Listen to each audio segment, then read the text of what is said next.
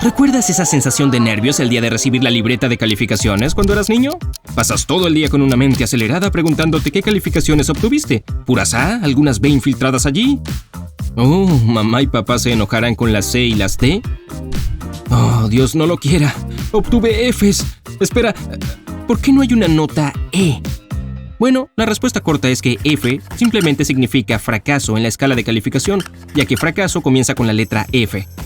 Los maestros no querían que la E fuera interpretada como excelente, más allá de la escuela primaria, siendo que los porcentajes entran cuando estás en la secundaria y en la universidad.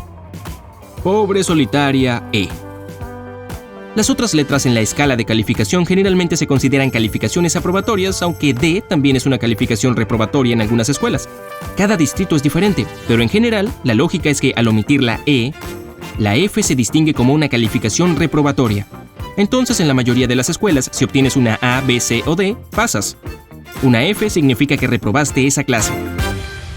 Pero la pobre E no siempre fue excluida.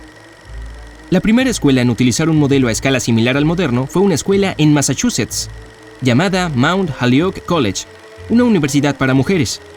En 1887, su escala fue de A a E, con la E como la calificación reprobatoria. Un año después se agregó la F. Un estudiante recibía una F si su rendimiento general era inferior al 75%. Antes de que se añadiera la F, era la E la que representaba este rendimiento más bajo. La universidad realizó este cambio en su escala de calificaciones para permitir un pequeño margen de maniobra, para dar a los estudiantes una calificación más de aprobación. Una vez que se agregó la F, la E significaba que el rendimiento del estudiante estaba entre el 75 y el 79%, lo que todavía se consideraba aprobado. A medida que esta escala de calificaciones creció en popularidad en los Estados Unidos, la E finalmente se eliminó para simplificar la escala, ya que F intuitivamente significaba fracaso. El porcentaje que designa cada letra difiere entre los distritos escolares en los Estados Unidos, pero la F sigue siendo una calificación reprobatoria. Las diferencias en la escala de calificación se han convertido recientemente en un tema candente porque ahora entra en juego el promedio de calificaciones o GPA. Hay una inquietud en algunos distritos sobre si el 90% es una A o una B. A los padres les preocupa si la escala de calificaciones de su escuela es justa y comparable con la del College Board. Pero ese es otro video. ¿Qué tal otros datos divertidos sobre las escuelas de los Estados Unidos? 1. El sistema de medición. Sí, tiene que ser abordado. El sistema de medición estándar todavía se enseña en las escuelas, mientras que el resto del mundo usa el sistema métrico, que muchos creen que es mucho más fácil de entender. En los Estados Unidos se enseña que hay 12 pulgadas en un pie, 3 pies en una yarda, etc. Tal vez los Estados Unidos se ponga al día con el resto del mundo algún día, o viceversa.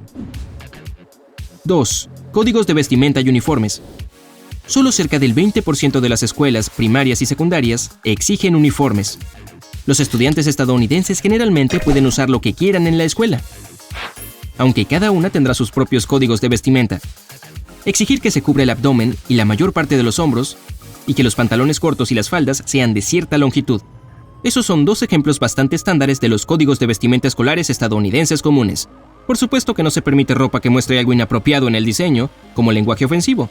Sin embargo, en la universidad hay mucha más libertad y no hay mucha prohibición en lo que respecta a la ropa. Número 3. La estructura del sistema escolar de los Estados Unidos. El sistema escolar de los Estados Unidos comienza con el preescolar, que en realidad es opcional. Luego el kinder, que un estudiante idealmente comenzaría aproximadamente a la edad de 5 años. Luego vienen los grados 1 a 5 y a veces 6. También conocido como escuela primaria. Luego viene la escuela intermedia, que son los grados 7 y 8. A veces la escuela intermedia son los grados 6 a 8. Todo depende del distrito escolar. Luego finalmente llega la escuela secundaria, que generalmente son los grados 9 a 12, con el objetivo de terminar el 12º grado a los 17 o 18 años. En los Estados Unidos hay una variedad de formas en que puedes completar tu educación secundaria. Hoy en día puedes ir a una escuela en línea, o asistir a una escuela pública o privada, incluso estudiar en casa, pero cada uno de estos niveles de grado debe completarse antes de poder asistir a la universidad. Número 4. El año académico norteamericano. Los estudiantes estadounidenses pasan unos 180 días al año en la escuela. Eso está en el medio del camino. Hay países donde los estudiantes asisten más días a la escuela y países donde los estudiantes asisten menos. En cuanto a las vacaciones, Las vacaciones de verano son las más largas que tienen los estudiantes estadounidenses, por lo general duran de 9 a 10 semanas a partir de junio, según el distrito. Los estudiantes estadounidenses también tienen vacaciones de otoño, vacaciones de invierno y vacaciones de primavera. Eso suena como muchos descansos, pero el día escolar estadounidense en sí es más largo que en otros países. La escuela es típicamente de 8 a.m. a 3 p.m. o alguna pequeña variación de ese plazo, asistiendo de lunes a viernes. El punto es que el día escolar estadounidense es casi tan largo como el día laboral estándar estadounidense, de 8 a 5 horas. 5. La primera escuela de los Estados Unidos tiene casi 400 años. Las 13 colonias americanas originales abrieron The Boston Latin School, la primera escuela pública de los Estados Unidos, en 1635. Sigue en pie y funciona hoy. La escuela tiene requisitos de admisión prestigiosos y regularmente funciona mejor que otras escuelas de élite en Boston. Pero no todos los estudiantes que han pasado por las puertas de esta escuela histórica han sido un éxito. Pero uno de sus más famosos es Benjamin Franklin. Su lema es "Somos los primeros" en latín. Háblame de la vieja escuela, ¿eh? Número 6. Principios académicos de los Estados Unidos. Las primeras escuelas norteamericanas no enseñaban materias como lectura o ciencias. Los primeros colonos querían enseñar a sus hijos más sobre los valores familiares y comunitarios para que pudieran ser miembros productivos de la sociedad. Es decir, en 1635 las colonias eran una sociedad bastante joven, por lo que tiene sentido que enseñar a sus hijos sobre los fundamentos de la comunidad fuera una parte muy integral de su educación. Número 7. Preescolar. Anteriormente mencioné que el preescolar era parte del sistema educativo estadounidense. Si los padres de los Estados Unidos quieren que su hijo salga adelante o simplemente que se aclimate a una situación de aprendizaje social, se considera ideal inscribir a su hijo en el preescolar a los 3 o 4 años de edad. Prepara al niño para el kinder y lo acostumbra a una rutina escolar. Por lo general se ofrece la opción del día completo o mediodía, pero en los últimos años, cada vez menos niños de 3 años se inscriben en preescolar. En 2016, solo aproximadamente la mitad de los niños de 3 a 5 años se inscribieron en algún tipo de programa escolar de día completo. Este porcentaje es mucho mayor en los países europeos. Número 8. El lugar de trabajo y la educación superior en los Estados Unidos. Alrededor del 85% de los empleos actuales en los Estados Unidos y el 90% de los nuevos requieren educación universitaria o postsecundaria. La universidad solía ser la única opción inteligente para los graduados de secundaria en los Estados Unidos, pero ahora está en aumento la demanda de escuelas técnicas y de capacitación profesional. Y con eso me refiero a trabajadores automotrices, soldadores, plomeros y otros miembros de campos necesarios similares. Número 9. Viajes al campo. Los maestros estadounidenses más experimentados están de acuerdo en que las excursiones pueden y deben ser una parte integral de la educación de un estudiante. Los estudiantes obtienen muchos beneficios de las excursiones educativas. Museos, un teatro para ver una obra o un concierto, y galerías de arte son buenos ejemplos de excursiones divertidas y educativas.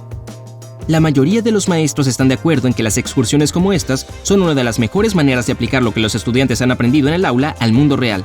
Las excursiones fomentan el pensamiento creativo y crítico, las habilidades de observación y promueven la comprensión cultural. Además, los estudiantes crean recuerdos divertidos con sus amigos. ¿Tienes una historia sobre un viaje de campo particularmente memorable? Cuéntame sobre esto abajo. Número 10. Deportes escolares. Las escuelas estadounidenses ofrecen una variedad de actividades después de la escuela, pero unirse a un equipo deportivo es probablemente el más popular. La mayoría de las escuelas ofrecen fútbol tipo americano, baloncesto, lucha, tenis, voleibol, softball y béisbol. Siempre que sea posible, hay un equipo de chicos y otro de chicas. Estos deportes son todo un evento, especialmente el fútbol y el baloncesto. Toda la comunidad viene a ver al equipo de su escuela competir con otras escuelas del distrito. Es emocionante y promueve el espíritu escolar. Los equipos de fútbol y baloncesto también tienen porristas. Un escuadrón en su mayoría de chicas que visten un uniforme con pompones y hacen rutinas de música para animar a su equipo. Número 11. Ambiente de clase relajado. El aula estadounidense es un lugar bastante relajado para aprender. Todavía se espera que los estudiantes levanten la mano cuando quieren hablar o hacer una pregunta, pero en general se alienta la discusión abierta. Los estudiantes y los maestros a menudo bromean entre ellos y se chocan los 5 en los pasillos. Los maestros también hacen un gran esfuerzo para trabajar con aquellos estudiantes que necesitan ayuda adicional, como quedarse después de la escuela, o llegar temprano si un estudiante tiene una pregunta sobre la tarea, un documento que escribieron o algo discutido en clase. Los maestros también ofrecerán crédito extra si los estudiantes realmente están teniendo dificultades. 12. Cada estado es diferente. Lo más singular de la educación de los Estados Unidos es que cada estado es un poco diferente. Son 50 estados distintos que tienen múltiples ciudades y condados que albergan muchas escuelas. Habrá diferencias en las escalas de calificación, requisitos de examen, estructura de clases, reglas, casi todo. Ninguna escuela de los Estados Unidos es igual, y eso es lo bueno. Dado que los Estados Unidos tiene esa separación de estados, cada uno puede designar a su propio panel de creadores de reglas educativas. Sí, recuerdos de la secundaria. Recuerdo que estaba en esa mitad de la clase que hizo posible que la otra mitad fuera superior. Estoy muy orgulloso. Oye, si aprendiste algo nuevo hoy, dale un me gusta a este video y compártelo con tus amigos. Y aquí hay otros videos que creo que disfrutarás. Simplemente haz clic en el de la izquierda o la derecha y recuerda, quédate en el lado genial de la vida.